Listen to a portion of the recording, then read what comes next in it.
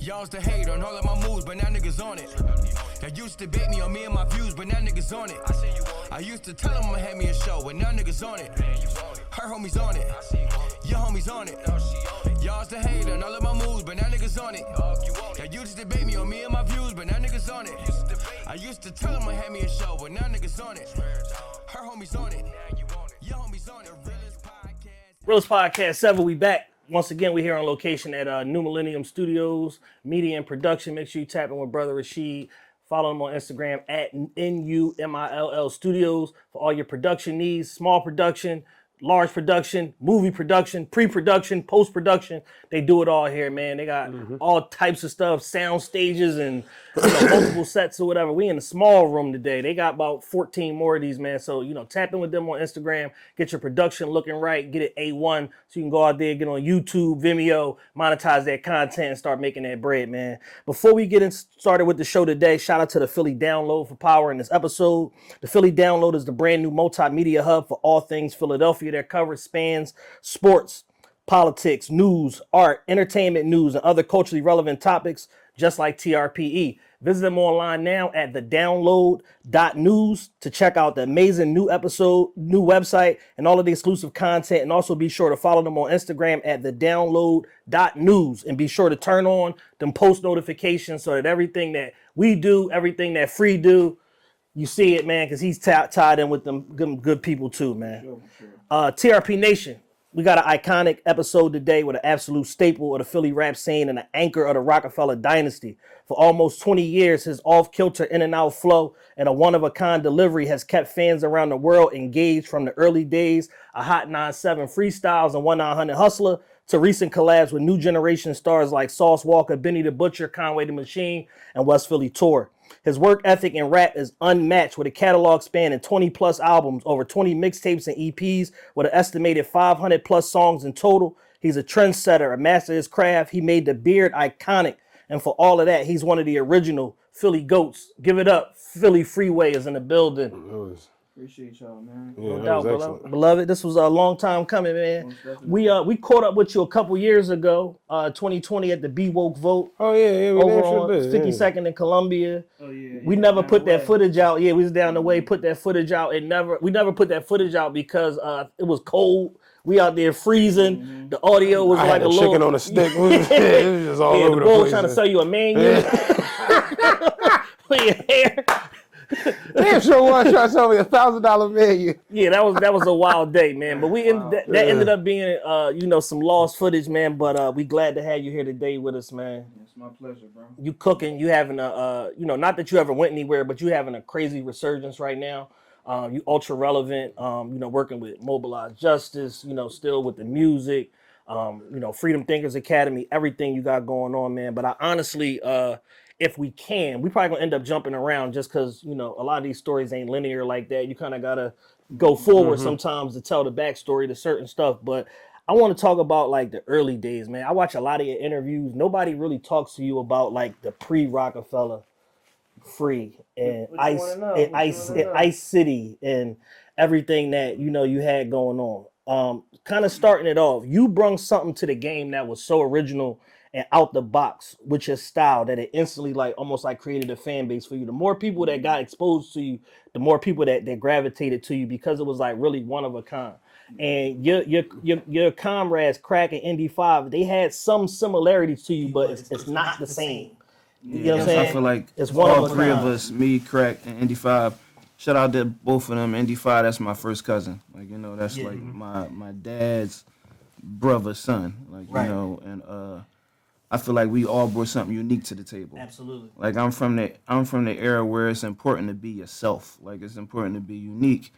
And I feel like when I was coming up, I wanted to be a rapper forever since I was little. And and coming in between West Philly and North Philly and being around so many dope MCs, a lot of them might not have made it to the platforms that I made it to, but I feel like me being around all these dope MCs coming up contributed to the MC that I am today. When did you make the decision, I'm going to be a rapper?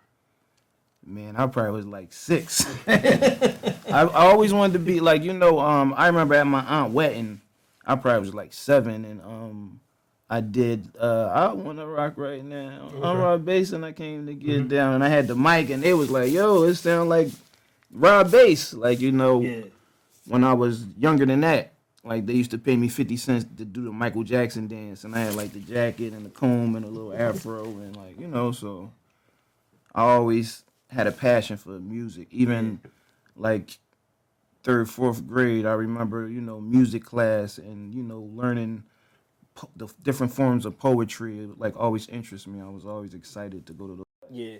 That particular style that you developed that everybody fell in love with, how did you come up with that? Just me being me. Like, I didn't do nothing special. That's the way it came out. It's the way my brain works, Right. The way, my flow. Yeah, because like you'll be, to the naked ear, sometimes it sound like you offbeat, but you not.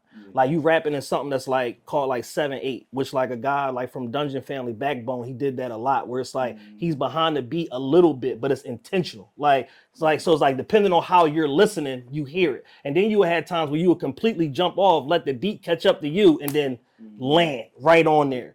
You know what I'm saying? And it's just like, it was like wizardry. So when people like heard you on, them Hot 97 freestyles and 1-900 Hustler and all that, people like, yo, what the fuck is this? Because they never heard nothing that sounded like that before. Yeah, some people think it's whack. Like, because it actually takes a little bit of thought, like, Yes. to keep up with it, and, some people be like, man, he ain't rhyming, like, it don't make no sense. But, it's different. From jump, did you feel like you were that good, or was there a moment where it was like, oh, I'm really nice?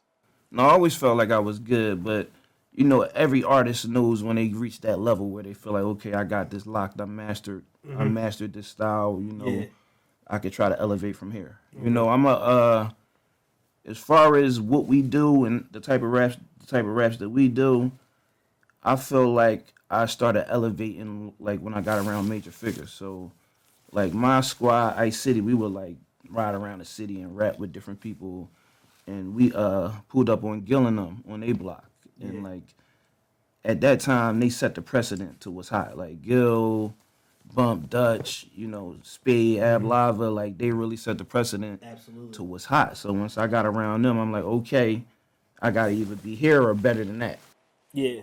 Yeah, I'm a Southwest West Philly kid, and I went to Central for high school. So, through that travels, I made a bunch of friends that was from Uptown, from Erie Ave, stuff like that, and that's who turned me on to like major figures early.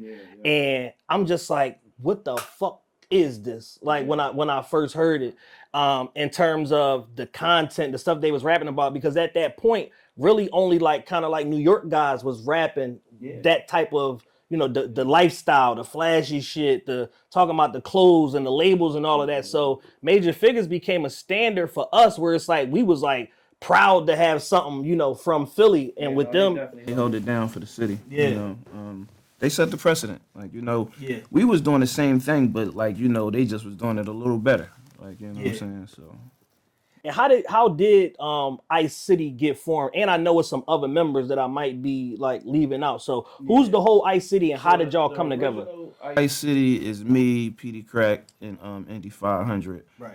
As time went on, we added Scarfo, which is he was like a associate. He my man too, but like he really came through Petey Crack.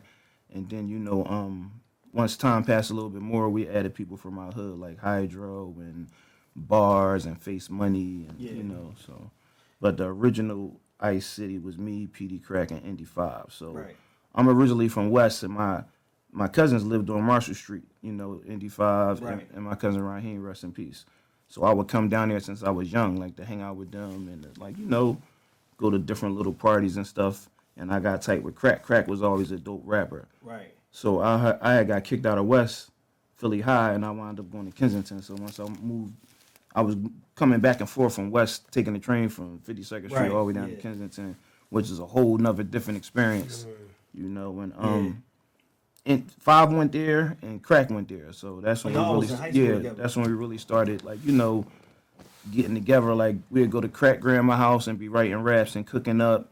And then 5, at the beginning, 5 didn't really rap. He used to just be around. So he wound up going to Job Corps. Then when he came home from Job Corps, he had like 6 songs that was crazy. Yeah. And we just added them to Ice City. Yeah, I remember getting introduced to Ice City. I was probably late because y'all was already doing this, but it's probably like 2001. My man's Maul and Sam was from down y'all way, and they would bring. We was all working at Total Sport in the gallery together, and they would bring the Ice City tapes, and then I would bring like the Coco compilation and the Philly's Most Wanted unreleased songs and stuff that I might have had that they gave me on a burn CD or whatever, and that's how that was the early formations of almost like peer-to-peer network almost, where it's like everybody got their different stuff from their neighborhoods. We bring it together in one central place, and then now we're all exposed to everything that's going on in the city. Yeah, and it was so dope because like everybody had their own cliques and everybody brought something original to the table. Yeah. Like Philly, like it was a great time for Philly, you know, music at the time. Besides major figures, who was some of the people that you thought was dope from that general era, that like 97 to 2001, that early Philly era? Of course, you just said Most Wanted, they did their thing. Ram Squad was real influential on the whole city. Like, you know, no matter what happened with them. Later on, they had them big records. Before anybody, they had them big records. And, you know, shout out to Non-Brigade. Bro, early in the game. Yeah, which was Task Force in the beginning. So even before I started going down north and I really got in the streets, I still was rapping. So when I lived out west, I used to like go to studio with Jack Frost. And I was in a group called Lost Tribe. I had a partner named Janaea, it was a female. And we used to we had this producer named Dante, his name Destro. So I used to be in his studio at his crib. I remember Destro. He would have like the youngsters in there. And he was tight with like Non-Brigade. So I got real tight with them. And when I was a young boy, they would like let me go to their shows. And like I really got to see what was going on and how you perform and how you structure songs and all this stuff early because I was around it, you know. So Got you. I was like seasoned early. Something really dope that you did that you know, showing that you didn't forget your roots was when you got after the Rockefeller thing, when you got situated at Baby Grand, you set up a way to come back and grab the guys from the new Ice City, put a full album out on them, and gave them guys a shot. Why was it important for you to do that at that point? Because I just wanted to give my guys an opportunity. Like, you know what I'm saying? And that was them. I let like the money, everything that came in, it was all them. Yeah. And I was even like Dane really had an issue with that when I did that. Like, you know what I'm saying? But, you know, it was important for me to give my guys an opportunity and like a solid shot. I feel like everybody deserves a solid shot. Yeah, for sure. Yeah, for sure. Sometimes, I mean, all you can do is just give somebody an opportunity, you know what I mean? And just see what comes from it. And let them grow their own legs if it's, you know, if it's meant for them. How did you end up linking up with Rockefeller? I done heard like 30 people tell the story. They tell it 30 different ways. How did you link up with Rockefeller, and who was the person that like ushered you in? So in the beginning, my old heads was like you know, shout out to Sadiq, shout out to Real Roller, rest in peace. Like my old head was like real tight with them, so like we would like be moving around. Like I was young, but I would still be able to be in the mix. So we'd be like going to parties in Baltimore. I remember we was like in a party in Baltimore. This one Foxy Brown was popping, like she was in there. Tommy Hill from Ram Squad was there. Like we would like fly to Vegas, go to fights. So I'm at a Mike Tyson fight in Vegas. I think it was Tyson versus Bofa. And that's the first time I met Jay, and I rapped for Jay like backstage, like, you know, I got a chance to spit for him. At the Tyson fight? Yeah, at the Tyson fight. Like, you know, because my folks was heavy, like, you know what I'm saying? So, and later on, I asked Jay, I was like, yo, you remember I rapped for you at the Tyson fight? He's like, no.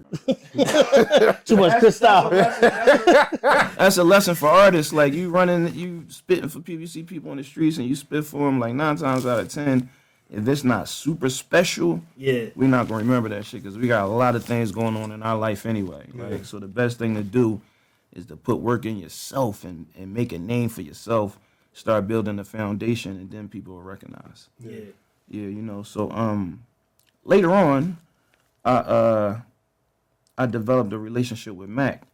Like, we was at Bobby Dances. Shout out to Club Dances back in the day. It's like a spot that everybody used to go to. Like, a lot of legendary shit happened there. Like, legendary battles. I remember Tommy Hill from Ram Squad battle. He originally was trying to battle Mace, but he wound up battling Cam, and Cam roasted him. Like, you know. So this particular night, I was in there, and Beans was, like, on stage battling a couple different people, and they was, like, teaming up on him and like trying to murder him on stage. Yeah. So I'm in the crowd like, pull me up. So he pulled me up on stage, and he thought I was trying to battle him too, but I started going at the bulls that was battling him. Yeah. And like we built a rapport from there. So At this time, Mac is already on though, right? no, he wasn't even on yet. Okay. He wasn't even on yet. It was just like he was hot. Okay. Like, you know, and I'm like, damn, boy, sick. So we developed a relationship, like, you know, and then probably months later he wound up, you know, signing with Rock and all that stuff happening. So my old heads was still tight with Deacon Roland on them, so they was taking groups of people to rap for Jay at the time. And like when we first went up, we went with a group of people. It was like me, Petey Crack, some other rappers. We all went up there to rap for Jay. And when I rapped for Jay, he like ran out the room, like they was like real impressed. Yeah. Then I wound up coming home. I was on a run at the time. I had a couple warrants, and I'm sitting in the car, let my man hear my demo. The cops pulled up behind us. I got out the car, tried to run. They caught me. Had to sit down for a little bit, and I was like, I was on house arrest, and I had to go to like this program where I had to stay in there for 90 days. Gotcha. And I'll be talking to Beans back and forth, and he like, yeah, I'm in Miami. When you get off house arrest, you're gonna be right with me. I'm in LA. It's lit out here. When you get off house arrest, you're gonna be right with me. Yeah. When I got off house arrest, I was right with him. Started going back and forth to New York. They was working on the Dynasty album. I landed the verse on Dynasty album, 100 Hustler. Can we stop there for a second? When you did that verse, did you know that verse was going to carry the way it did? I was excited. Like, you know, I was excited for the opportunity. Like to come in the game, that was your first verse. Yeah. And it's like you got the best verse on his own. Yeah, Jay-Z's on that record. Never know. Oh, like, you know what I mean? Like, you had a feeling, but at that time, I was just like, I hope everybody love this shit. Like, I don't know how they gonna take it. Like, you know, it was a lot of things going on at the time. People were saying the world wouldn't want to hear a whole album on my voice. Mm-hmm. Like, you know, it's a lot of things that deter you. Or you think it wasn't no rappers with beards. Like, I'm a young boy with a beard. Young old head. Young ass old head. You know what I'm saying? Like, there's a lot of things, like, you know. And, you know, this my introduction to the world. Yeah. But what I will tell you is what made me feel a little more confident is my team, like Beans, Mac, the way Jay set it up, like with the elevator music right before my verse, like the he pulled me to the side. And he was like, look, this is your introduction to the world.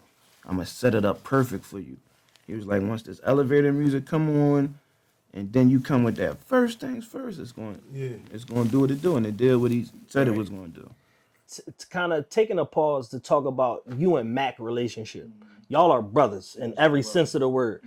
We interviewed Killer Mike with Beans and Smoke Dizza 2 weeks ago, and Killer Mike made it a point to say y'all relationship is part of what inspired him as a rapper coming out of the South on how you carry your brother in public and how you treat your brother. And if y'all have differences, it's never out in the media or whatever. Y'all handle shit behind closed doors.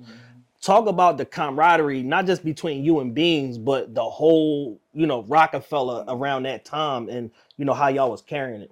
Crazy thing is, we really don't be having no differences. Like, especially now, like, we grown-ass men. Like, I can't really think of nothing we disagree with. Maybe, like, a show lineup or something like that. But, like, we don't really have too many disagreements. Like, that's my brother. And, like, I see Beans, like, I see his heart. Like, he's an amazing father with a beautiful family. Like, you know, he got a great heart. Like, the shit that he did for me and the Russia State property, not too many people would have did that. Like, you know what I mean? Niggas got the spotlight. Niggas is keeping that to themselves. Yeah. That's one of the reasons why I go so hard and try to help people so much, because of the example that he set for me. And Jay for what Jay did for him and the rest of us. Right. Like, motherfuckers is hogging that light when they get it. Like, you know what I'm saying? And besides that, it's my brother. We brothers in this land first and foremost. Like, people don't know. Another thing people don't know about Beans because of just his persona. Like, Beans is a very knowledgeable Muslim. Right. Like, you know what I'm saying? Very knowledgeable. He might know a little more than me. Like, you know what I'm saying? Seriously, like. Yeah, Beans was mixing the, you know, bringing some of the Islam into the music, you know what I'm saying, on certain records and stuff, and just like not going deep in it, but just like, you know, you might know a couple stories out the Quran, I guess you all on your deen and I ain't on mine. Like he was bringing that to the game where, you know, Philly's a obviously big Muslim community, Chicago, big Muslim community. So Detroit too. So it's like it connected where it needed to connect to them early messages. Yeah, for sure. And besides anything, like everybody knows, you know, I lost my son in 2020. I lost my daughter in 2021. Rest in peace.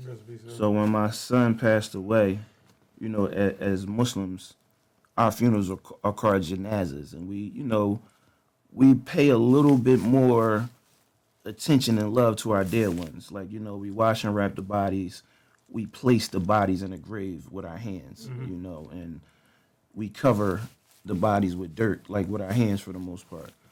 And when my son passed away, the other person, it was two other people, but Beans was one of the other brothers that was in a grave with me that placed my son in his grave. Right. So that right there lets you know our relationship. Like, you know what I'm saying? Like, Yeah. Given that situation, you know, with you know, what you experienced losing your son and your daughter back to back like that, how do you, you know, stay positive, stay, you know, focused on, you know, your entrepreneurial ventures and your music and all of that, and just stay sane, you know, in the midst of all of that? first and foremost, everything that I've been through, even before I lost my children, when I was diagnosed with kidney failure back in 2015, before all that, I had a relationship with God. Right. Like, I was praying 5 times a day, no matter what I did or, you know, what I was into. Like, you know, I made sure my foundation as a grown man and as a Muslim is to pray your fast a lot. So, in doing that, I, you know, kept a connection with Allah. So, when those things was happening to me, when them things happened to me, I was able to lean on that relationship. Right. You know, in Islam, our Prophet, peace be upon him, he lost 6 of his children. Like, you know, and when I reflect on that, and he was able to handle it, and you know, he's the best of mankind. Like, you know what I'm saying? He's literally the best man that ever walked this earth. And if, you know, these things happened to him and he was able to handle it, who am I? Like, you know what I'm saying? Like, you know, Yeah. I have such an amazing example to lean on. Like, you know, and it really helped me, it really comforted me. Like, this, it's not easy. Like, tomorrow is the day that my daughter passed away. Wow. And then on the 28th of this month is the day that my son passed away. Right. You know, this month, period. Like, sometimes I wake up, when Raj hit me, I'm like, man, I don't even feel like going to do this shit. But I'm going to go do it. Like, you know what I'm saying? Like, you never know when it's going to hit you, how you going to feel when you wake up, how you going to feel in the middle of the day. Yeah.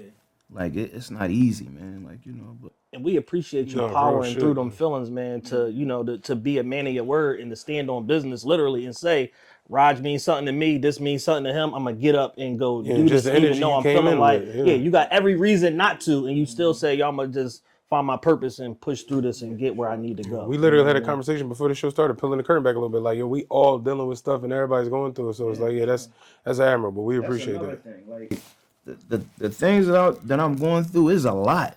You know what I'm saying? To the average person, like, the average person may not be able to handle this, but everybody got something that they're going through. Like, no matter, like, everybody got an issue. Everybody got something that's affecting them. Everybody. Like, you know, everybody that's grown. Even when it looked good. Yeah. That might be the biggest time. Real rap. Yeah. How have you managed to balance the duality of, you know, being a Muslim, keeping your faith in Islam, and then also being in the entertainment industry, which technically is haram? Man, I just try to do as much good as I can. Like, you know, I just try, man. Like, you know, I try to do as much good as I can. Like, you know, I try to keep that connection with Allah. You know, eventually I'm definitely going to leave this music alone. Like, inshallah, I get the time, you know, to do it. But that's my plans, like, you know, and I just try to do as much good as I can, man, you know. Yeah. And, like, as Muslims, we try to do as much good as we can. We pray and ask Allah for a good ending, and we pray that our good outweigh our bad, you know, when it's time to stand in front of God. So that's what I'm on. Yeah. Let me ask you this. What was the energy like after the Dynasty album came out? Top of the world energy, like amazing, like this never going to end. Like, we run this rap shit. Jay told y'all, we run this rap shit. We literally, like, and it kind of spoiled niggas, because imagine as soon as you come in a rap game, you got chauffeurs, you on private jets, like, you know, like they had like the A group, B group, and C group. we was the B group. We wasn't the A group. Right. We was the B group. Right. Like, you know what I'm saying? And the Like, perks of the B B group group is at that still time was good. probably wrong. we might not have took the jet. Like, we might have had to fly, but we was there. Like, Yeah. you know what I'm saying? Like, Yeah, y'all had to go first class, but you got there. yeah, those experiences is priceless. And that was in like the petty cash era of like rap labels and stuff. Like you could call a label, and I know Dame, you know, being the CEO he was basically giving y'all guys whatever y'all wanted at that point, right? Yeah. No, we had it like we was. I would tell you, shout out to Oski, you know, like I know y'all hear the differences we be having and people be having, but we are brothers at the end of the day. But O really messed it up for us because we was like we was standing at the W and like they was letting us do whatever we did. We never had to put our credit cards down for incidentals. But one day O ordered like all this Cristal to his room. Like bottles of Cristal to his room, and after that we had to put our own credit cards down for incidentals, but we still was like at the W, 5-star, like, you know what I mean? They really treated us good. Shout out to O, man. We had O on the show. That episode is doing real good, kicking ass. But I could imagine O now. Yo, y'all got Cristal? give me 6 bottles of Cristal. Yeah. That's on the label. shit. Yeah, but you know, yeah, like, you know, they treated us real good. And, you know, when the breakup happened, niggas had to adjust. Yeah. Like, I just told myself I'm going to go back to what got me there in the first place. And that's hard work. Right. You know, I was, like, dropping independent projects, mixtapes. I did Month of Madness where I dropped a record a day.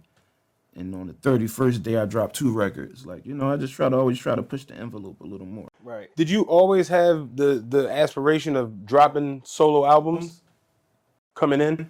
Yeah, I was. So like, you remember? I was, of course, I was a part of Ice City, but even part of Ice City, we all was solo artists. Like I remember when State Property album came out, right? And you know, International Hustler. I remember hearing that and being like, yo, I want a whole free album. Yeah. And then you transition into Philadelphia Freeway. Now you weren't in State Property 1, you were in State Property 2, the movie. Yeah. You was locked up at that point. Yeah. Right. I remember. Speaking of International Hustler, we was in Baseline and That's my favorite Freeway song, by the way. anytime people anybody could be in it. Jay, Cam, anybody. So this particular day when I did International Hustler, I had called Jay in the room and was like, yo, listen to this joint. So Jay listened to that joint. And he told Guru to stop the music. And then he went outside and got everybody that was in the studio and brought them back in the studio. And he's like, play the song. And then he played the song. And then after the song went off, he's like, that's how you make a song. I was like, damn. Yeah. You became the star pupil in that exam. Like the teacher, like, yo, hold on, let me get these niggas get in the studio.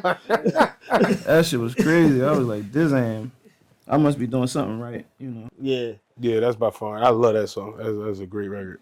Talk to us about them Hot 97 freestyles and like the general experience of both nights. Like if you could like set the tone as far as like how y'all end up where y'all end up at, the experience itself, and then like what happens after in terms of like, you know, is it feature calls? Is people trying to book y'all for shows? All of that. Like, what's that experience like around the? Let's at least The talk first about Hot 97. the first one. All right, so the first Hot 97. I don't know the exact days because I don't like all that. Like to tell y'all the truth, all that shit's like a daze to me sometimes. Like you know, just living in your dreams. Not even just that. Like you know what I mean. I was just like, when you living in that shit, it's so hard to absorb it. Like you know what I'm saying. Like it's just happening at a rapid pace. So I don't remember the exact days, but I could give you an example. So say it was Friday, and Jay was like, okay, Monday we going to Hot 97. Have y'all bars ready. So as soon as he told us that, like everybody getting their bars ready, like you know, making sure they prepared for it. Right. So we went up there and we took over that shit. Like they started playing, and we didn't practice nothing with each other. We didn't rehearse nothing. Like we just went up there and what for what we know. Even like when me and Mac did the back and forths. Oh man. Like I just started that joint and like, or Mac started. I'm sitting in there and I knew what to do already. Like you know what I'm saying? Like it was just that's the chemistry we had. We was doing 4 or 5 songs a night at the time. Like you know what I'm saying? So yeah, like we just was going crazy up there. And me personally, I told myself, whenever ain't nobody rapping, I'm rapping. Right. You know what I'm saying? Yeah, because it got to the point where they were trying to stop you. Yeah, They like go to commercial. Yeah. Like, no. The mind frame I was like, it's like, and when people ask me like advice for artists, I tell them like, when you got an opportunity, you gotta take advantage of it. Yeah. Like, and that's me like trying to take full advantage of that opportunity. Real rap. And it really worked for me. Like, I really got a lot of buzz. Like, we all did our thing that night. Me and my brother stood tall that night. But me personally, I got a lot of buzz from that. Like, you know what I'm saying? It really did a lot for me that night, you know? And the duality of things is that's the same night that I battled Cassidy. Like, you know what I'm saying? Right. And you know, a lot of people say I took an L that night, you know what I'm saying? So they give you both sides of it. Like, Yeah, you on extreme high, and then yeah. And then that joint ain't come out for like a year or two later. Right. Like, you know what I mean? That joint came out, I was like, oh shit. Why they do that right now? like I'm on a wave right now. Y'all playing games. That shit was bro. Like, yo, draw. What do you remember about the battle portion of it? Like, is the video that came out an accurate representation of what happened during that battle? Definitely. So what happened was, I'm going to give y'all the God honest truth from what I remember. We did the Hot 97, we killed it. We jumped in the van, we got back to the studio. We was in the studio for like 5 minutes, and Jay was like, you come with me. We got in the van. We got over to the place. I'm in it like niggas is in that joint. I'm looking around because this still early for me, and you know what I mean? Yeah. It's like the locks in there, swissing. I'm in there like, oh shit. Like, you know, there's some bulls in this joint, and Cass was in there. So they was like, one of y'all got to battle Cassidy. Who's going to battle him? And they picked me, you know. We started going at it. And I didn't really want to spit nothing that I just spit at the radio, like, you know. And, you know, he definitely got over that night, you know. And, like, as an MC, there's really no excuse. But, you know, I just shot my load for 2 hours up there, joint. Like, and, you know, I felt like I had the victory already. Like, you know what I'm saying? Like, we ready to go celebrate. And we had a whole nother joint to go through. Like, you know what I'm saying? So, Did you know Cass before that, or know about Cass before that? yeah, I definitely knew. I didn't know him personally, but I knew about him. That's the Bull B from the Cypher. Bull B burning third degree. Yeah. He was murdering shit. He was different from like his style and the type of music he was doing was at that time when he was like calling up the radio and killing. It was like a cannabis type of it style. was different from what I was doing, but it was still hot at the time. Do you think the style thing matters with the battle thing? Like, because you're not like technically a punchline bar rapper. Like, your style is so unique. You think that matters? I can't really say it matters because I like before I took that Elder Cast, I was like murdering shit. Yeah. In Philly, niggas would come to the label. That's why Jay felt so confident in me battling him because niggas would come up there to get signed, and I'd be in a room and they'll spit and Jay would just be like, "Give me the head nod," and I just like, that's what we did. Like I probably did that like 6 or 7 times. Like, you know what I'm saying? Like it's probably niggas that hate me. Is it anybody that you remember from them type of settings where people come in to rock, or you know you going somewhere, whatever that you might have came across in a cipher or battling or whatever that ended up becoming like somebody in the rap game?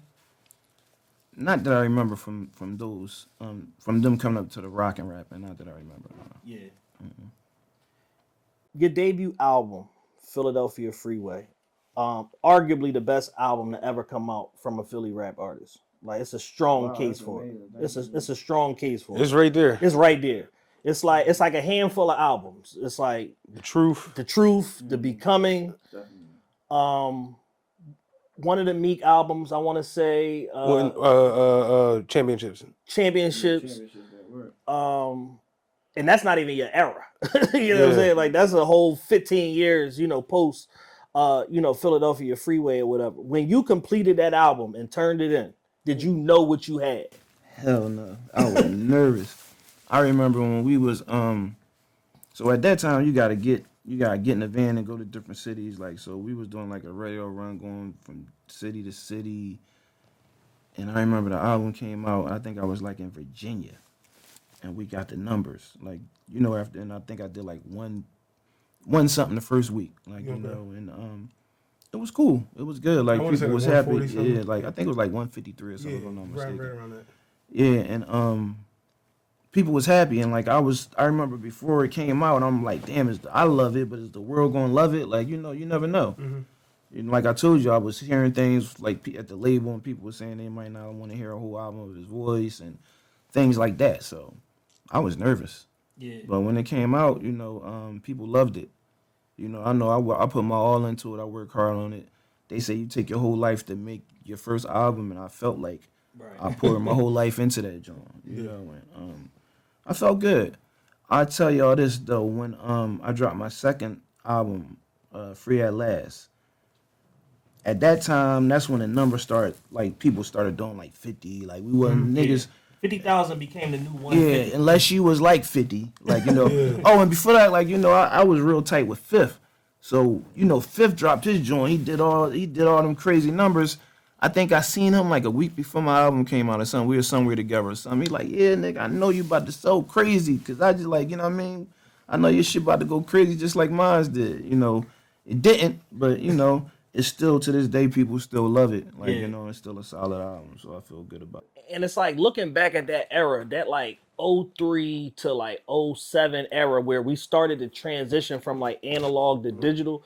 It's a lot of albums that and projects that kind of got lost in the shuffle that we talk about it all the time. Didn't get their recertifications and stuff like that for sales and shit like that. It just fucked me up when they told me that what we do is just certified gold. Yeah, I don't believe that. I ain't even repost that. I ain't even post that. Like, nah, that's some bullshit. I'm still getting something crazy every night. Yeah.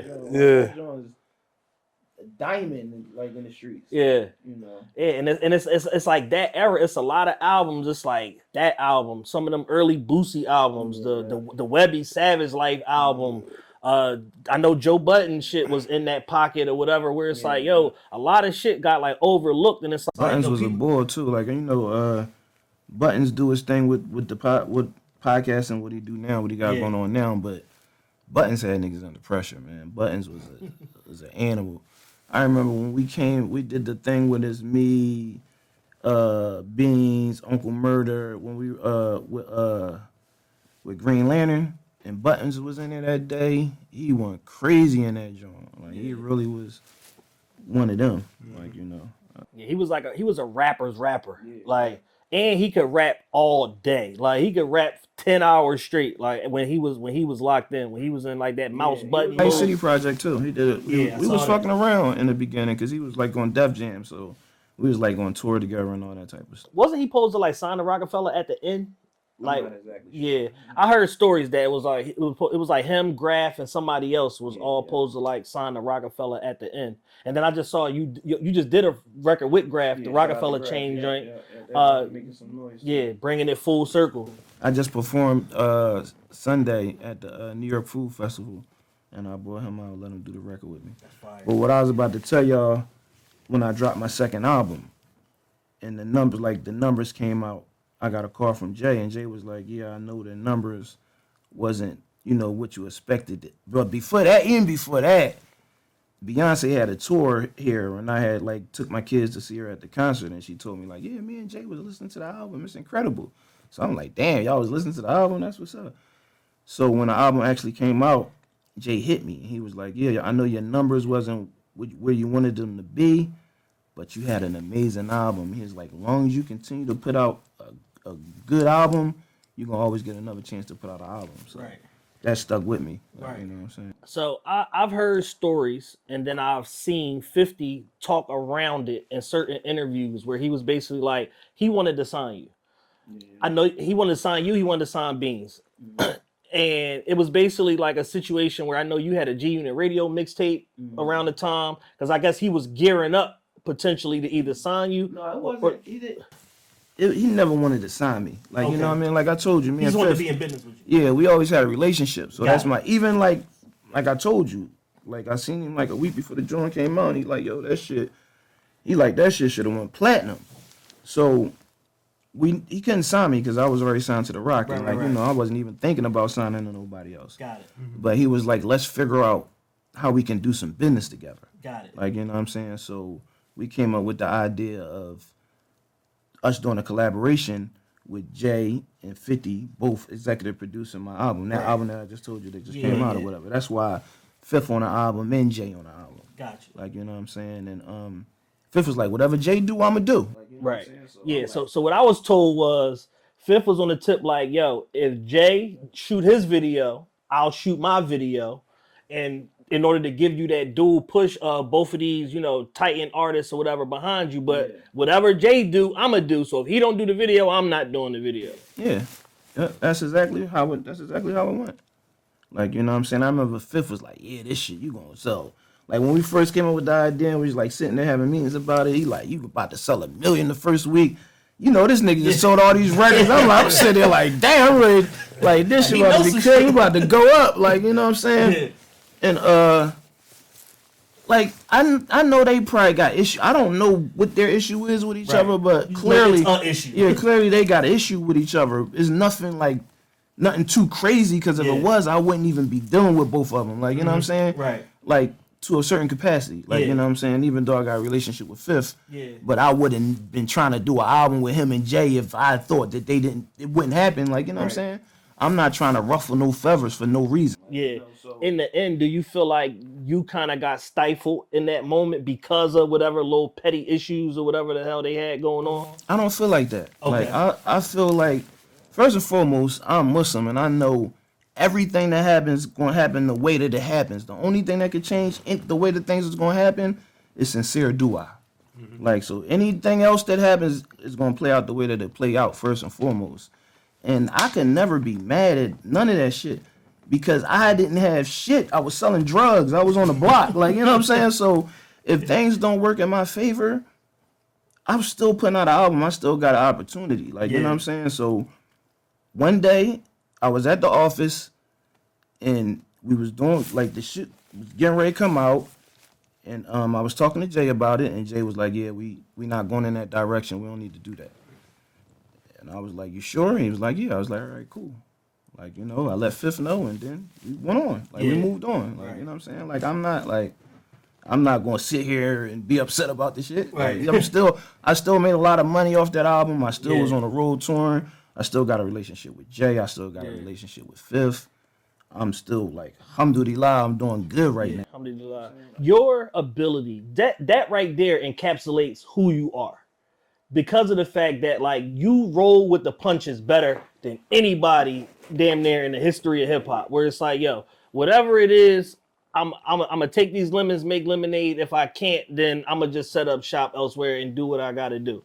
But and outside looking in, because of that, you're one of the only people from that era of Rockefeller that never had a problem with Jay. I was literally, as you're saying that, I'm thinking to myself, like, I've seen mad conglomerates just fall apart and everybody has, for much pettier stuff. I've seen mad videos of people just going to town screaming, hollering, cursing out, and I don't think I've ever seen you ever not like this.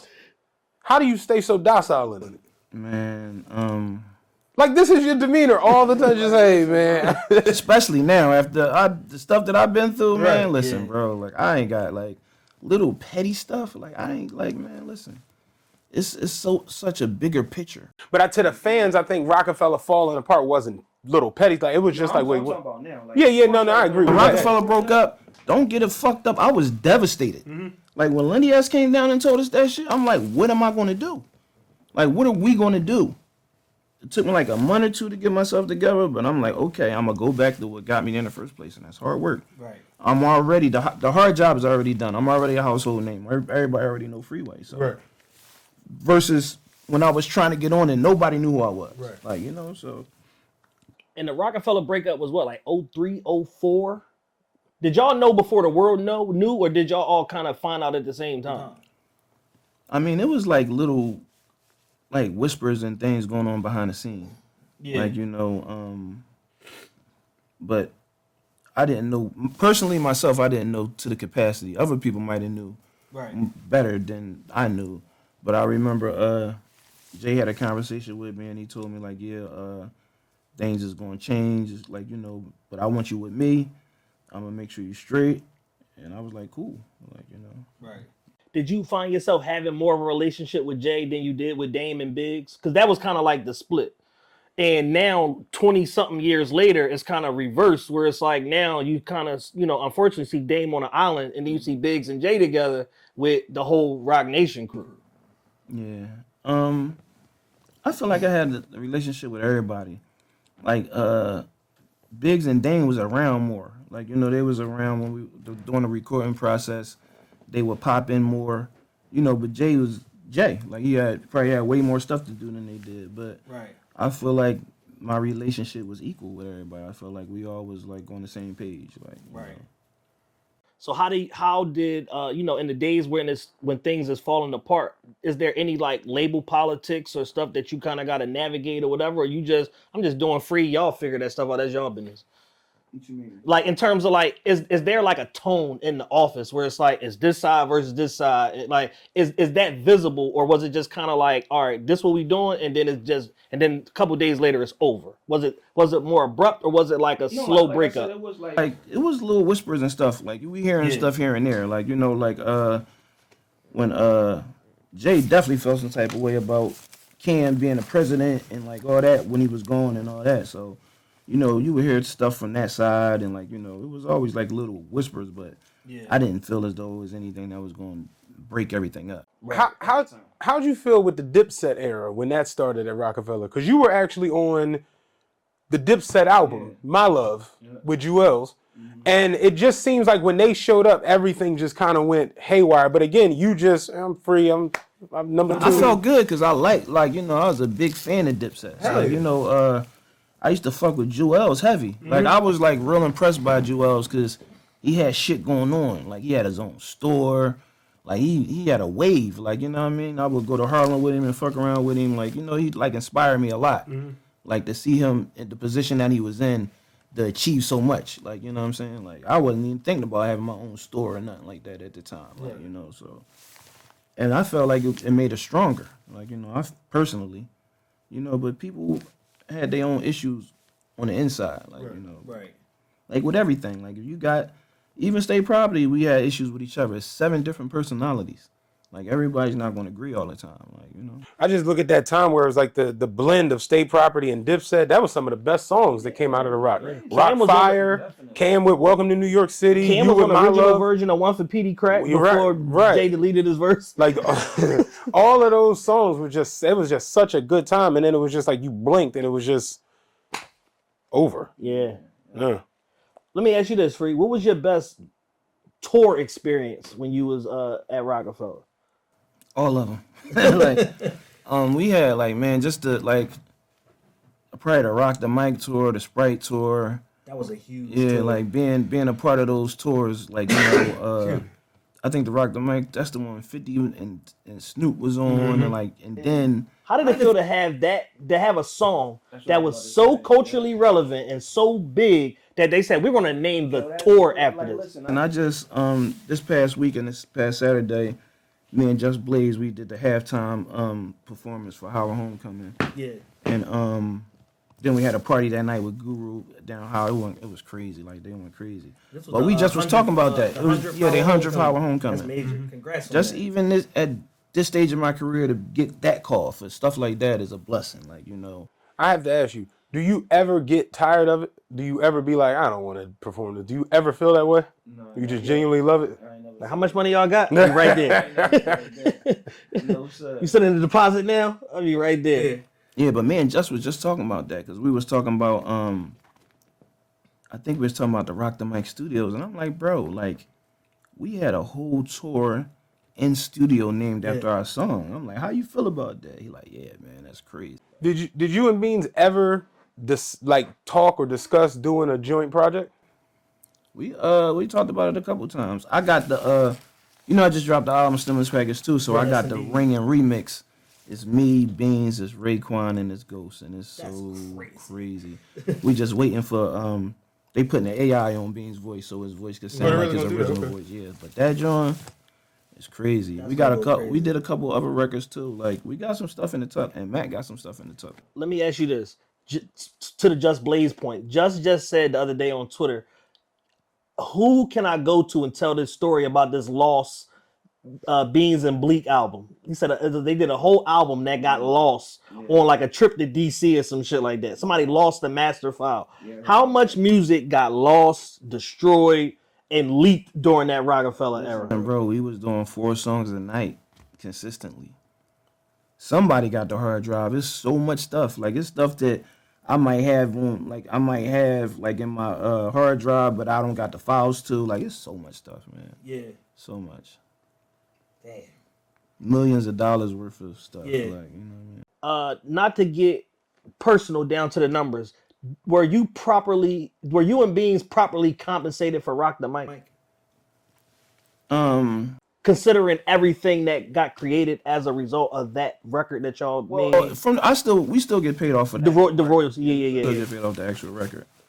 Like, you know, it was cool. And for me being a new artist at the time, like I ain't complaining at all. That was a dope moment for me as a Philly rap fan. That was a dope moment for me to see y'all crack radio the way that y'all did. That shit was spinning every hour on the hour on every radio station. We was in St. Louis, and we that's when we first dropped Rock the Mic. And you know how they be having to make it or break it songs? Yeah. They played it on St. Louis. I'll never forget. We in a limo, me, Beans, and Young Chris, and they broke it. They didn't like it. Like, they was like, nah, like, it ain't it. Then, like, 2-3 weeks later, we was doing 5,000 a week, 5,000 spins a week or something like that. I'm like, wow, this is crazy. Yeah. So that just goes to show you how, you know, sometimes in the music business, when somebody's testing the market or breaking a market, it might just break in the wrong place. Like, they might just not understand it, or the sound is so far ahead of where we at now, it take motherfuckers a couple weeks or sometimes a couple months to catch up to a record. Exactly. Something else that went on at Rockefeller, you were an underrated player in the Nas beef. You had one of the craziest, best responses to his that paid in full freestyle that he did. Nasty Nas ain't riding on the freeway. Hell no, he ain't out on the freeway. Crash on the freeway. On his way to Hova. He died before he CJ. I remember that. Way to play, nigga. Who gonna stop me? I got the block lock. Who gonna lock me? I got the cops lock. I on Poppy. I got Poppy lock. V on Manny. Manny is Poppy. A lobby lock. Nas on his way. Who the shotty out? He piss on the body. Yeah, that was the shit. I was fresh off the block. Like, that's that fresh off the block energy. Niggas was, cause you know, like, I'm originally from West, and then I moved down north. Yeah. But like some of my niggas from West Philly, I remember pulling up and they like, who you think you is? This is Nas. like, they was heated at me. I was on Irving Street. I'll never forget it. They like, yeah, like, you cool and all, but who you think you is? This is Nas. Like, They went full and I love Nas. Full guy body. I love Nas. Like, they used to call me the Philly Nas. I had this song. They love to hear the story how the thugs live and worry, ducking down the car seats mandatory. That was the hook. Like, you know, and yeah, I love Nas, but you know, I'm riding for the team. I remember, like, Nas just followed me too. Like, I was in the studio. We was in Seattle. It was me, my brother Scolito, it was Jake One, and a couple other people. So we in the studio. I'm like, oh shit. They're like, what's up? You okay? What happened, Free? They're like, you all right? I'm like, nigga, Nas just followed me on the gram. Like, nigga, what? I love Nas.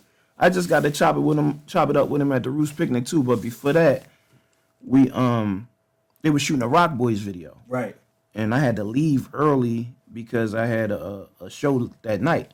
So I was like leaving out around the same time as Nas. He was leaving out and shit. So I was like, yo, I know I diss you, but I love your shit. Like, you know what I'm saying? He's like, man, I love your shit too. I listen to your shit all the time. And then he got in the wrong Maybach. He got in like J Maybach. Then he got out like, this not my Maybach. I'm like, yeah, that's super rich nigga problems. Right, wrong Maybach. I got the wrong Maybach again.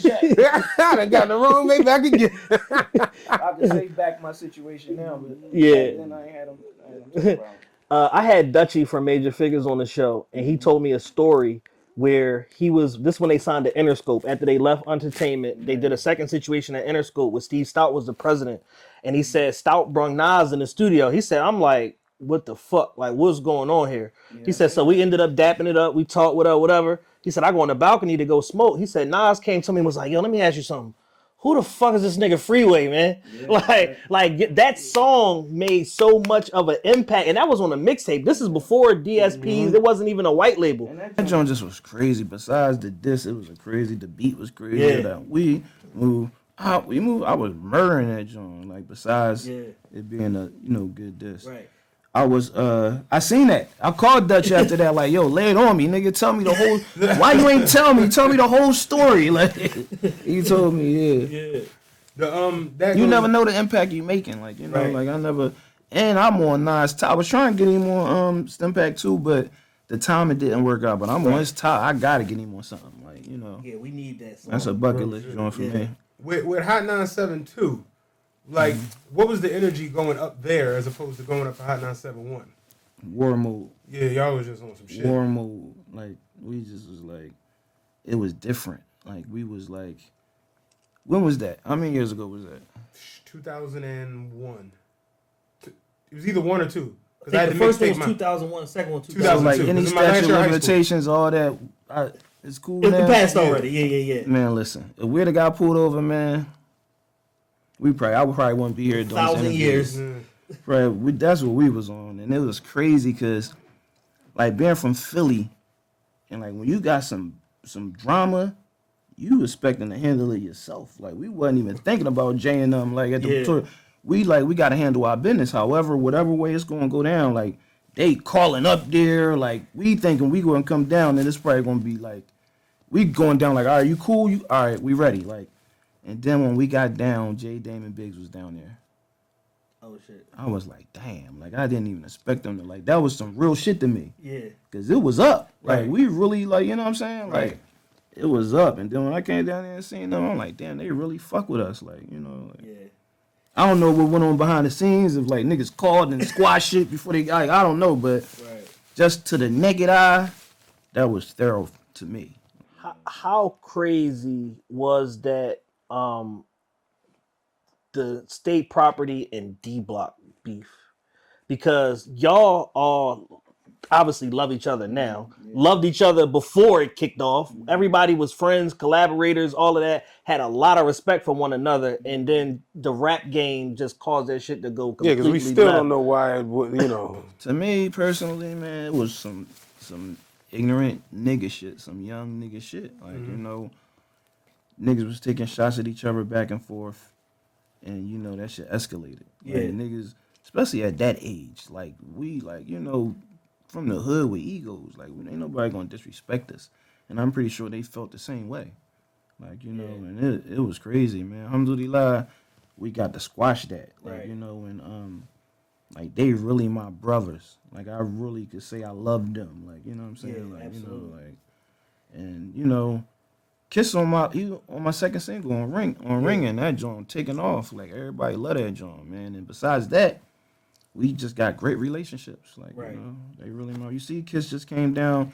It was on the food truck with Mac. Yeah, for the mobilized justice, and it was on the food truck in the community, everything. Yeah, Kiss, you know, obviously, Philly. Super solid. Yeah. Kiss looked like.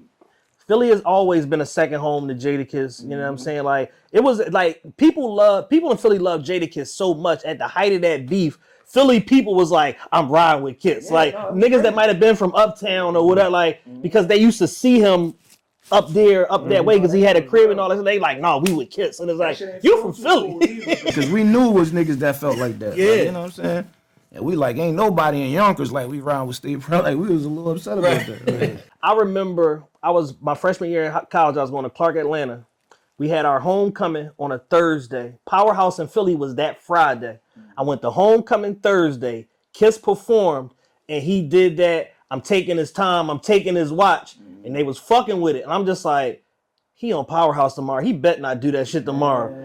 I flew home the next morning, went to Powerhouse. He did that same freestyle. They threw everything at him except the chair. The funniest part is for the first 20 seconds, you hear this like wait a minute. Wait Wait a minute. Take a second to And it was one specific word he said, and it was just an onslaught. Yeah.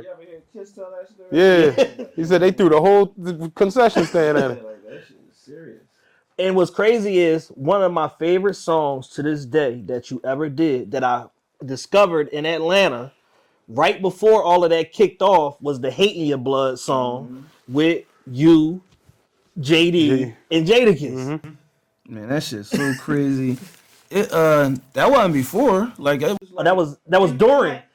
I think it was during, because I remember when I got the call, I'm like, Mac might actually feel the type of way about me. Whose album was that on? JD, JD. Yeah, right. No Kiss was on that joint. Yeah. So JD, he flew us down there, me and my old head, like, yo, I want you to do this hook for this record. I want to get you on a hook.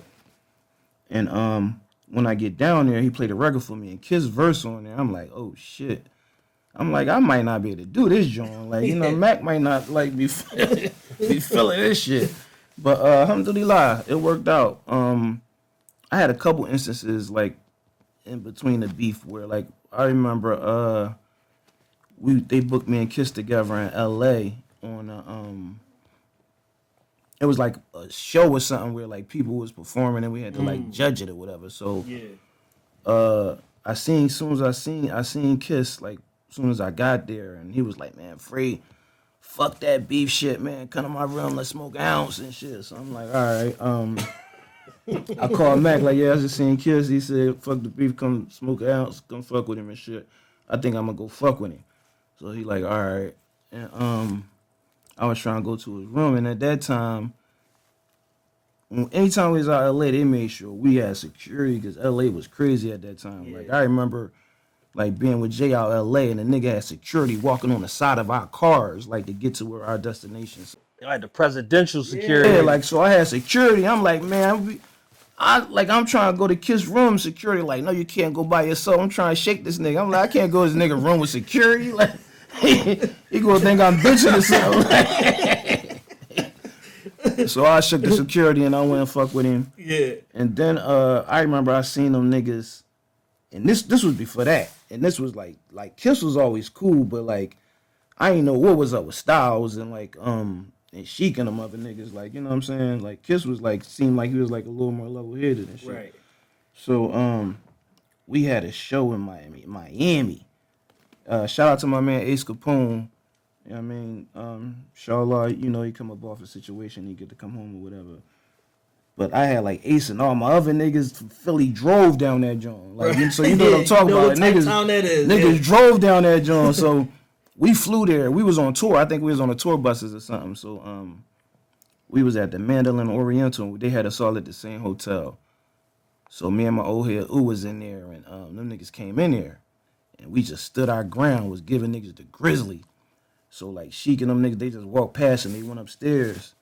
And then somebody, I called Mac, but I'm like, yeah, them niggas they here, Mac. You know, I'm like, you know, we situated. Don't even worry about nothing. It's up. Like, so somebody came downstairs and was like, yo, they want to know if we could have a conversation or whatever. So I'm like, cool. And I ain't telling Mac that though. Yeah. You know what I mean? I had a conversation with him. And I talked to him after I had the conversation. Right, but I ain't because Mac probably be like, man, fuck that. Don't talk to them niggas. Let's shoot it out right now. Let's throw our lives away. Not that, but he definitely like, Mac, man, like, listen. That's what he was, the Broad Street bully. Yeah. We were trying to throw our lives away, but we definitely wasn't taking no shit. So, yeah, we had like a conversation, and we was like, man, that shit ain't really about. Right. And you talked to all of them. I think it was Sheik and Styles, if I'm not mistaken. Okay.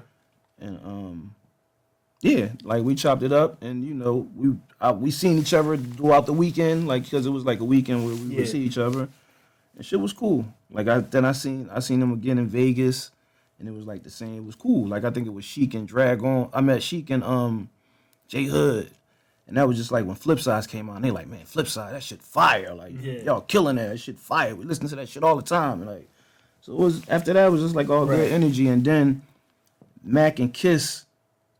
Like, we was all in New York, and they was supposed to meet up. We met up at, like, some park so they could squash the shit. And, like, we met up, and they talked. And I think it was, like, a picture from that meetup ended up in the source or some shit like that. It was, like, through the fence. Like, somebody got, like, a paparazzi pic, and that shit, like, ended up in the source.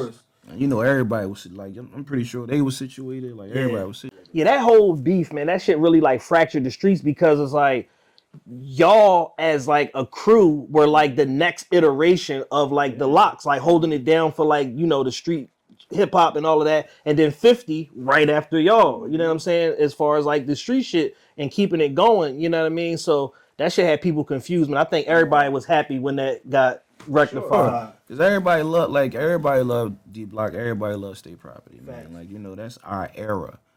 Like, you know, I remember when I came home, like I said in the record, I said came home from prison, ooh, scoop me playing Jadakiss and Styles and Chic, and now I'm on my feet off and reminisce on how I had to lean on him to eat a dish. But like, that's a fact. I came home from jail, my man scooped me up playing We Are the Streets. And I'm like, yo, this is it. Like, this is the shit. Like, you know, so we always had a lot of love for them. Like, you know, and Mac, I remember I spit for Kiss at one of those Greek picnic weekends, like in Philadelphia. Like, you know. Damn, R.I.P. to Greek, man. Greek used to be big, man. Yo, let me ask you this. Shout out to the Locks, though. They a testament to brotherhood. Absolutely, man. Again, like you and Mac, like you and Crack, never showed no fractures of nothing ever. Like, just respect, love, and loyalty to one another the whole time we've ever seen them and y'all. For sure. Let me ask you this. What was the tone at Rockefeller when Nas dropped Ether? It was crazy. Like, it was like, man, it just always felt like we was on top. Like, when he dropped Ether, it was just like a little, like, you know what I mean, a little kink in the armor, but it didn't feel like devastating because we was like always on top. Like, shit was like lovely. Like, you know what I'm saying? And like, you know, I'm sure Jay bounced right back from that shit. Like, so it wasn't really, but it definitely like, oh shit, like, you know, he fighting back. Got you. Throughout the years, like we kind of mentioned earlier, you somebody that never had no problems with Jay. What do you attribute that longevity and respect, you know, to amongst the two of y'all? I mean, just a mutual respect, man. Like, you know, like I like Beans, Jay, Dame, Biggs, they really helped me change my life. Right. Like, you know what I'm saying? Like, before, like, I came home from jail, I couldn't even sell drugs no more. Like, I wasn't trying to go back to jail. Like, I always tell a lot of people, I feel like Rocket, you know how we got reentry programs and it might be something that you like to do, like carpentry or whatever it is. I feel like Rockefeller was my reentry program. When I came home from jail, I went straight to the rock. Like, and I was able to, like, you know, pivot. Yeah. Like, you know what I'm saying? So I can never be mad at that situation. Like, it really helped me a lot, tremendously. Not only me, but countless families around me. Absolutely. Like, you know what I'm saying? Like, other people that I employ. Like, you know what I'm saying? And as a testament to the longevity of that relationship, you're one of the only artists, I believe, might be the only artist that was signed to Rockefeller and Roc Nation at different points, because you doubled back and did a label deal for your new Rothschild and put out your Thing Free album, which is an incredible album, by the way. Thank you, bro. That means a lot to me too, because I was on dialysis when I did that album. Amazing album. Like, just looking at the track list and seeing the features, I'm like, what the fuck? Like you got some heavy hitters, you know, on that album. That's an excellent album. Too, so yeah, I'm still pushing that joint. It ain't no I might get with Tunchi and shoot the video for the joint we got together or something. Right. Yeah, you should definitely do that, man. Something impressive that you've done that not a lot of artists have done is you built a crazy catalog. And you own majority of that catalog. It's probably only 2-3 albums out of, you know, 50-something projects that you don't own. That's not yours or whatever. How did you know that once the Rockefeller thing ended, let me go over here to Baby Grand and post up and basically put out an album as much as I need to in order to build this catalog? And what was like the driving force behind that? The passion for the music. I love doing it. Like, you know, I love doing it, and I still felt like I had a lot to say. Like, I wasn't ready to give up. Like, you know, I was still trying to go hard, man. Like, you know, and those things kept me alive. Like, you know, being able to drop those projects independently in between time kept me moving around. Yeah. Shout out to fucking North Carolina. Shout out to Georgia, Virginia, fucking Florida. Like, all the little towns and all the promoters that fuck with me, like, during my downtime, that kept me alive. Like, you know what I mean? Having those classic records, being able to move around the world and perform them joints. Like, you know, that shit kept me alive. I go to North Carolina for a weekend and make 30,000. Right. It's like, we back up, baby. Different little towns. I'll do 3 shows in one night. Like, you know what I'm saying? it's there for you. You just gotta be willing to grind, and I was willing to put the work in. Like, you know? You said you made Think Free while you were on dialysis. Yeah. How hard was that process? Like dealing with all of that, but still trying to get your music done and created and out. I mean, once I got used to it, it was cool. Like, you know, I did a tour on dialysis. Like, and I was blessed to be a part of the On the Run 2 tour. I did like 5 dates on that tour, and I was on dialysis. I would land, do dialysis, do the show, go to the next city, do dialysis, do the show. I not only did that for myself, but I did that for everybody else that was going through dialysis. Like, it's not a death sentence. You can, you know, live a productive life as long as you follow the rules and do what you're supposed to do. But the best thing for a person on dialysis is a kidney transplant because it doubles your life. Absolutely. You got yours in what, 19? Yeah, that whole situation of what you went through was real, like, near and dear to me because I got a close friend that went through the same thing. You know, got diagnosed probably 2011. Got diagnosed with renal failure as a result of lupus nephritis. Had to go on, you know, was on CellSap for a long time, trying to stave off the dialysis. Kidney fails. Yeah, kidney fails. Had to go on dialysis. Ends up getting a transplant at Hopkins. Alhamdulillah. Yeah. I love Hopkins, man. Talk to me about like that whole experience. Amazing. I felt like I was the only patient in there. Fantastic team down there, man. And something that a lot of people don't know, I took place in a special procedure. Like, they gave me with a kidney with hepatitis C, then they cured the hepatitis C. Right. And I had a brand new kidney. You know, I had to take this medicine called Maverick. I had to take a pill a day for 8 weeks. To bond you with the to cure the hepatitis C. Got it. Like, you know, once I got the kidney, I had hepatitis C. So a person with hepatitis C has thousands to millions of units of hepatitis C in their body. When before I went under for the transplant, I took the first dose of the medicine. So when I came up from the transplant, I had hepatitis C, but I only had like 16 units of hepatitis C. As opposed to thousands of millions. Yeah. Like the third time he tested me, it was gone. Oh man. Wow. Talk about a lot of people don't know that transplant call is like sudden. Like you gotta literally stop whatever you doing and get to whoever your transplant center is. Brother A-Town, he just received his kidney. Yeah, he saw A-Town go. Shout out to Town. He called when he got that call. He blowing my phone up. He's like, "Yo, I got the call. I'm about to get the kidney," and I like, man, it really warmed my heart because I remember the call. Like, before I actually got the call for the kidney that I received, I got a call. And surprisingly, I was like on my way to a Meek Mill rally. Like, that's when I think he either just came home when they was about to release him, and like they called me and asked me to be a part of it. And they sent the driver to my crib, and I'm riding down there, and while I'm waiting to be called to speak, I got the call. We got it on camera too because my cameraman was with me. Yeah. I got the call, man, and that joint just brought tears to my eyes. And it wound up not working out at that time, but it gave me so much hope because I got a call. Right, so that you know you in the queue now. Like, all right, I got a call. Yeah, my peoples, they did the same thing with her. They called her. They was like, listen, man, like you getting like near the top or whatever because, you know, it's based on your days. Time served. It's almost like a time served. Like how long you been on the list, whatever. They prioritize you, and then, you know, it's special circumstances. You could kind of like jump up the list or whatever.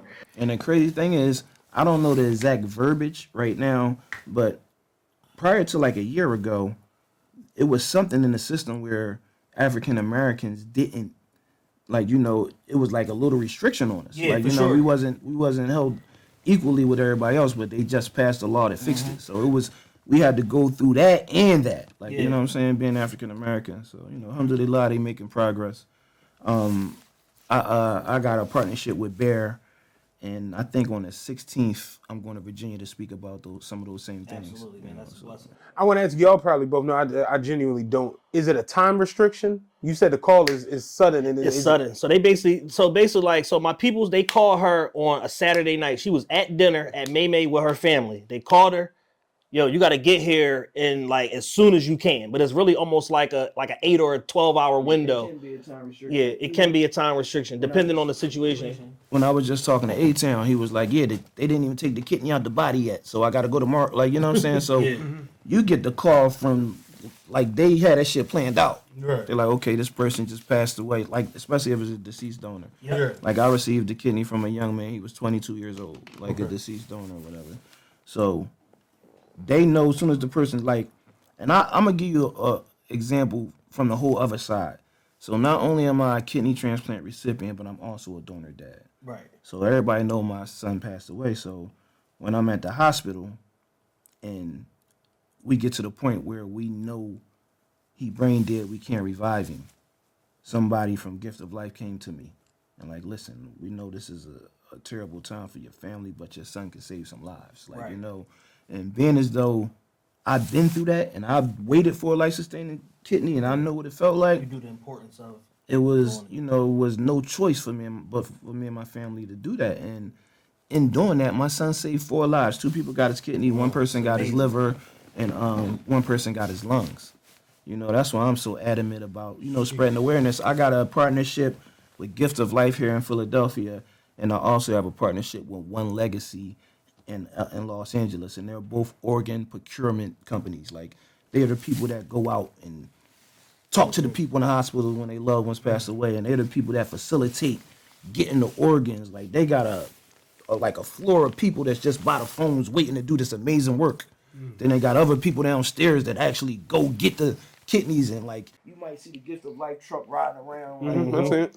And get them a shout out. and sometimes you'll see them with the sirens on. That means that they either going to or they got something on board. Yeah, they're really superheroes, man. They doing amazing work, man. You know, so through those partnerships with both of those companies, I spread awareness about the importance of, you know, organ donation and being an organ donor. I'm an organ donor, and you know, like one of the main misconceptions of people when they think about being organ donors is if you had that on your license, that if you get into an accident or something, they're not going to try to save you. They're going to try to take your organs. And that's the furthest thing from the truth. We're actually working on some new things now, like where we could, you can actually be in a database, but don't have it on your license, if that makes people feel more comfortable. Like, you know, so we're just trying to spread the awareness. And we have a campaign now where we started with 5,000, but we raised it to 50,000. When we started for 5,000, we was trying to get 1 person for every person in our area that's on a transplant wait list to be an organ donor. But we exceeded that, and now we're trying to reach the goal of 50,000. That's amazing. Yeah, that's a hell of a story. Kind of starting to wrap up, bro. I want to talk to you about your impact. There's a viral video where this woman in a green shirt is at the Sixers game, and she's rapping "What We Do" like she at the prison talent show. The first time you saw that video, what did you think? And now that everybody in the world has seen it, it comes up like once a week at this point. Yeah, that's jumping viral. every other, especially this week, Sixers play tomorrow. Yeah. It just keeps going viral. It goes viral for Sixers games. It goes viral for the winter. It goes viral. Yeah. Crazy thing about that, she actually from my hood too. Oh wow. Yeah, so I know her. Like, I'm like, wow, that's crazy. That's hilarious. That's funny as shit. Shout out to our Sixers, God willing. Yeah, ain't nobody gonna play tomorrow, but you know, everybody out. But hey, you know, we'll be out there. Maxie running around. Maxie out there running around. More impact in the music, man. I think it's 4 songs that at different points have been the definitive Philly anthems. You got 2 of them. You got Dreams and Nightmares, What We Do, Rock the Mic, and Uzi Just Wanna Rock. If you had to only pick one, which one is the definitive Philly anthem? Not being biased, but What We Do. Not only the Philly anthem, I be in Detroit. They be like, this is the Detroit anthem. I just performed it in Brooklyn. They like, this is the Brooklyn anthem. Like, it's culturally, it just hits home. Like, and it catches a moment. Like, I really was living that at the time. Like, and people could relate to it. Even if I'm talking about hustling in the streets, but even if if you're a doctor, if you're a lawyer, if you're a trash man, you can relate to getting up and having to go get it so you can take care of your family. I was in high school. You said I could rock this shit for my kids. I was like, man, I felt that. Ain't got no kids. No kids. 17. I hear that shit hard. Yeah, that's a real thing. Yeah, What We Do was a definite moment. When Jay, what was the process of creating What We Do? Because it's such an iconic record. Who was on there first? Who got the beat for? Like, was it somebody else's song? Then it turned into a Freeway song? Was it always a Freeway song? I ain't never tell nobody this. That's why y'all gotta ask the right questions, man. I'm gonna be the first person. Y'all gonna be the first person that I tell this, first people that I tell this to, but I wrote everybody verse on that joint. No, but seriously though, so At that time, like I was telling you earlier, in baseline, anybody could be there. Like Right. it could be Dipset in one room, us in one room, Bleak and his squad in one room. So at the particular time, I was recording. Me and Guru was in the A room doing my verse for What We Do, and when I finished it, I originally called Jay in to say to keep goings, because that's something that I picked up from him. Like if you notice, like throughout Jay's career, like certain songs you might hear like a voice come in, and it might be Beyonce, it might be somebody you don't even know, but it's another voice. Maybe say a couple bars or something, just make that shit crazy. Like, Right. So I'm like, damn, if I get Jay to do what he be doing, getting other people to do on his joint, it'd be crazy. So I called him in and asked him to say to keep going.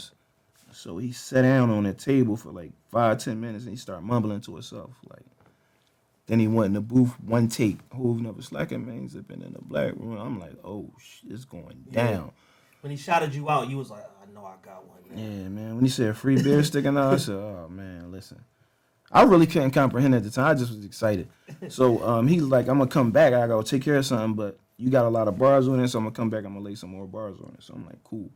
So Beans wanted to come to the studio before he came back, and I'm like, yo, I just did the joint with Jay. It's crazy. He gonna come back and finish it. Let me let you hear it. I played it for Beans. Beans said, man, I'm putting. He said, oh no, Y'all you don't. niggas, Y'all niggas I don't ain't know leaving you me. niggas don't. he did the rest is It's history. And the crazy thing about that, when we was trying to put that out as a single, they wasn't with it because it didn't have the standard format of verse Right. hook, verse hook. Yeah. You know, they like, it's probably not going to do good because it's not the standard format. Yeah. And like that, they still play it today. Yeah, what y'all kind of broke the mold in that fashion, whereas like now there is no format for a song or a hit record. Like Young M.A. Ooh is in that same sort of thing. It's just bars, and the hook is like at the end for like 4 bars, and the song just go off. Like it's a lot of records like that. Motherfuckers just like rapping, and then it just Or the hook might just be the beat itself. exactly, Yeah, real yeah. shit. Yeah. So something else dope that you did, 2008, the Month of Madness, put out a song every day. Ended up turning it, put a 30-second song in there, turned it into an album. Yeah. You later continued the trend, kept releasing more Month of Madness projects. Yeah. Talk to me about how you came up with that idea and then just the whole series and you know where it ended. Shout out to my brother Young Chris, who is like one of my top MCs, and I still feel like he didn't reach the potential that he deserved, and I still feel like he gonna get it. Absolutely. Him and PD Crack, they both got a lot of amazing music coming that I was privy to hear. Yeah. And listen, man, God willing, they be able to set their projects up right. They're gonna make a huge impact. But Young Chris was doing this thing where he was dropping a verse a day. He was doing like a verse a day. Yeah. So I just said, listen, I'm gonna take it to the next level, and I'm Phone hit me like a brick. I didn't know what the fuck was going on. So how many installments? Because depending on like you go on Apple Music, they got your shit all fractured. They like it's like 4 volumes of Month of actually Madness. did 2 of them, and then like, you know, people mix and match and how. Okay, got you. Yeah, because it's like they on like 14 on Apple Music right now, and I'm like, oh, free getting paid from this shit. I'm getting paid for some of them. I gotta like wrap it up so I can make sure I'm. Yeah, we got to put that copyrights in and claim the rest of that music, man. I got people doing cleanup. Yeah. Stimulus Package 2 is out right now. Jake One been a collaborator of yours for like over 15 years. You know, what initially attracted you to his production style and made you want to work with him, and why do you think y'all work so well together? Man, we just got chemistry, man. When I lock in with people, we develop chemistry. Same thing with Just Blaze, Bink. Me and Ye had a little chemistry at one time. But you know, Jake, if he send me a folder of beats, I'm going to do every beat in the folder. Yeah. Like, you know, even if like the first time around I don't hear it, I'll come back to it and hear something that, you know, attracts me to like doing something different and challenging my flows and coming up with different flow Right. patterns and like, you know, so I love working with him. Yeah. Somebody else that you collaborated with that threw me off, but it's like a crazy mix. Like y'all styles work real well together. Is Sauce Walka. Yeah. And y'all got 2 records together that's out. I'm sure y'all probably got more, but we got some shit. We got some shit. Switches and ARs for his album. He's on Stimulus Package too. How did y'all connect, and what makes him somebody that you like working with on a constant basis now? No, Sauce is amazing in that studio, man. Like he work like us. Yeah. Like he go in the booth and close his eyes and go crazy. Like, you know what I mean? He's like a very, very talented MC, and he a genuine nigga. Like, you know what I mean? When I'm out Houston with him, it's all love. Like they just like when he out here, we lay the carpet out, make sure he's straight, make sure he ain't got no worries. Same thing. Like, you know what I'm saying? Like, he's genuine, talented, show me a lot of love. So, I don't think that the average rap fan understands how big and impactful that Sauce Factory movement is. Man, listen, them boys is like, they making a lot of money off Mega of music. millionaires. A lot of money off of music, man. People don't even understand. Like, and he really a dope rapper. Like, like earlier in his career, people would see the antics and like the stuff that he had going on. Yeah. So they didn't really pay attention to the talent. But I think right now people respecting Sauce because he's standing up with some of the best MCs. And he is who he say. And he is who he say is every time. Like every time. He ain't been. We in his city 2 a.m. shooting a video. It's just me and him. Like it's like, you know what I mean? And it ain't sweet out there neither. Like, they had some shit going on. Like, you know what I mean? They like, listen, like they was like shocked that I was willing to come out and do it because they gave me a warning. Like, yeah, we got some shit going on out here. So you're like, all right, I'll be right there. You have one of the best collaboration lists in the history of hip hop. Lil Wayne, Jadakiss, Conway, Beanie, Jay Electronica, Jay-Z, 50, Nate Dogg, Nelly, Snoop Dogg, Mariah Carey, Marsha Ambrosius. Out of all these songs that you've done with so many of these amazing artists, do you have a favorite collab of all time? Of course, what we do. Like, you know what I'm saying? Just the way that it came together and the way that it worked out. But, like, I mean, I appreciate each and every artist. Like, and I have amazing memories about all, like, Nate Dogg. Like, I really was in the studio with him when he did that. Yeah. He came in the studio. Shout out to Bink Dog. He had the beat on. He walked in the studio, dap me up, go lean on the piano, go back on a fifth of Henny, and then start going, woo, woo, woo, woo, woo. I'm like, whoa, like it's about to go down. Yeah. Like, Faith Evans, like working and being in the studio with her is amazing every time. Like, working with Snoop, we actually recorded that stuff at the Dog Factory in the middle of like the Suge shit and all that. Like they had the block blocked off. Like Snoop had niggas at the front of the block, the back of the block. Like he came and walked and met us like through the security barriers and he came and walked and met us. And it was funny because he was looking like the Bull on Menace. Like, when the Bull on Menace come out the crib. When he about to go try to ride on Kane. Yeah. That's how Snoop came walking up on us like, you alright, cuz? Like, yeah, come on. And he put everybody to sleep but me. I had to stay up. Pause. Nothing crazy. I had to stay up because I had to record the record. Like, you know what I'm saying? But he was rolling like blunts. He was baseball bats. Yeah, light it up and pass it. And roll another one, light it up and pass it. Roll another one, light up. Niggas in there like this. Coma. I still had to stay up because I got to like lay the records and all that. Yeah, you really do. Yeah, you do got a lot of moments in them records, man. You just made me think about the Faith Evans, the She's Burning Up. If I let her wear the Cartier to cool her down. Like, you got a lot of them. Yeah. God, man. What do you think has been like the biggest testament to keep you, obviously your work ethic, but just to keep you so relevant all the time where Usher come to Philly free, you got to come out perform this joint. Like big mega artists like always tap you like, yo, you got to come, at least perform, what we do and maybe rock the mic. And then, you know what I'm saying? Just to bring that Philly presence to the stage. I mean, it's a blessing, man. Like, I think it's a lot that goes into it, like relationships, like, being a man of my word, like, people know they can trust me. Like, they know I ain't bringing no nonsense. Like, and, I pride myself in that. Like, I don't, if I'm going to somebody's set, I'm gonna make sure I'm not going with it. 1,000 niggas. I'm Right. gonna You pulled up here solo dolo. do what I gotta do to make I thought sure, you. I thought for sure you was gonna pull up with a gang on me. I'm just like, I'm looking for the rest of the cars. Come around. I'm like, all right, cool. might look like that, you know what I'm saying? Like, First and foremost, though,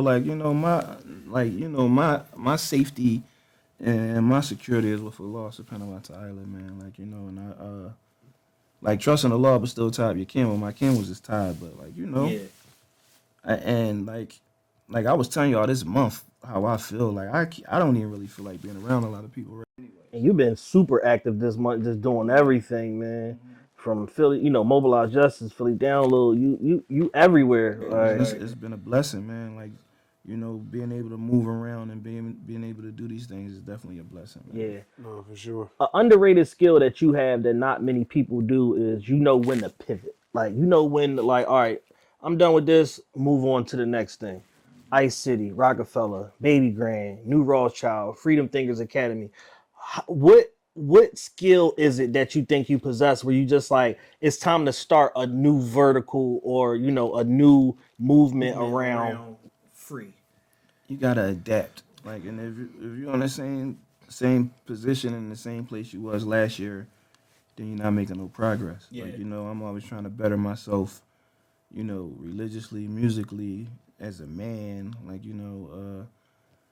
we're here to learn, we're here to grow, we're here to worship God and make sure our good outweigh our bad before we leave this place so we can have a solid afterlife. Right. Like, you know what I'm saying? And where I'm at in life now, those things are more important to me than they were 20 years ago. Like, Right. You know what I'm saying? So With all of the work that you put in over the years and just, staying so relevant, and embracing the youth, staying young yourself, fighting through, tragedies, losing your children, losing a kidney, getting a kidney replacement, all this different stuff that, that you've done in order to persevere, in order to be here. Do you feel like you get the respect you deserve as a legend and as like a top-notch artist that did this thing for 20 plus years?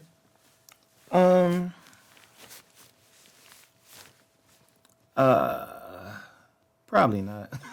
Right, not. But I'm not really worried about that. Like, Yeah. I'm extremely blessed, man. Like, even the fact that y'all are interested in interviewing me and I have a platform to come up here and tell my story is a blessing. Yeah, Like, the average lifespan of a rapper is 5 years. for sure. If you think about when I came out, like the early 2000s, and think about who was popping at that time. Yeah, Like, a lot of artists, like, they might have been selling millions of records. Like, and they know where to be where found. they at right now? Like, you know what I'm saying? So, And you coming up on 25 years, yeah, man. yeah. Like, this is a blessing, man. Like, and just trying to take advantage of it, and not lose myself in doing it. Right. And that's another thing, man. You've never lost yourself in doing it. Everybody I know that knows you say, if Free can do something, he gonna do it. If he can't do it, he gonna tell me I can't. Like, you're honest, you're straightforward, you're transparent, and you make yourself available. I see you on plenty of platforms, you know what I'm saying? Just giving people an honest shot to share, share your star power and to share your audience with them. And you accept every collab post, like all of that, you know what I'm saying? Like, you really be dialed in to whatever it is that you're doing. And I think that's an underrated, quality that, a lot of people don't have. Because motherfuckers, get a measure of success, they get Hollywood. And you've had sustained success for going on, a quarter of a century, and you still the same Free. Yeah, not a lot of nasty ego there. And it's a testament to, like, my parents, too, and my upbringing. Like my mom, she worked for SEPTA for some years. And she retired probably like 5 or 6 years ago. Mm-hmm. And when I was at her retirement party, they all loved her. They didn't want her to leave, and then, like, the things that they were saying about her were, like, some of the things that they were saying about me. Some of the things that people say about me. Yeah. So I'm like, that's probably where I get it from. And, like, my father, like, when my father passed away and, like, I would talk to, like, some of his friends and people that really knew him, like, the things that they say about him are some of the things that they say about me. So, Right. You got all the best traits of both your parents. Yeah, I think so. Like, alhamdulillah. Man, what's next for Philly Freezer, man? You always got something cooking up. You always got music out in the world. You know what I'm saying? What's next? Just growing, man. Like, Freedom Thinkers Academy. We just, alhamdulillah, this past Monday, we just started another audio visual engineering course through our amazing partnership with OIC. And we got a phlebotomy course starting in December in Delaware with our partnership with the Community Education Building. So we just want to continue to grow those things. I got some things going on with Pico.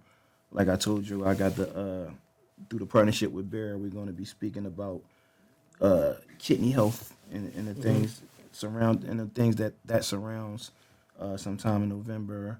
So we just trying to continue to grow, man, and give as many people opportunities that we can. And as far as musically, I got so much. We got the Beat Made Me Do It Too loaded up, getting ready to drop. I think we might even do a deluxe for the Stem Pack too, because we got a bunch of stuff that didn't make the album. That's incredible. Man, when is that remix dropping with Right. Probably like in the next couple of weeks. We just waiting for the AI on Bean's voice, but everything else is in. And listen, bro, Ray and Ghost is like they talking crazy, like that. Ray talking crazy on that joint. Mac too. Like, have you heard any of the AI voice stuff yet for Beans? Have you heard it? Yeah, he got a couple joints that he did. Okay. it's amazing. Like, you know what I mean? Like, it sound like. And the thing about that is they can pick. It could be the original, like when he first got on. The angry ass Mac. Technology is amazing. Alhamdulillah, when it first came out, people had a lot of pushback on it. But, they found a way to benefit my brother with it. Like, you know what I mean? So alhamdulillah, we made the best of it. We're making the best out of it.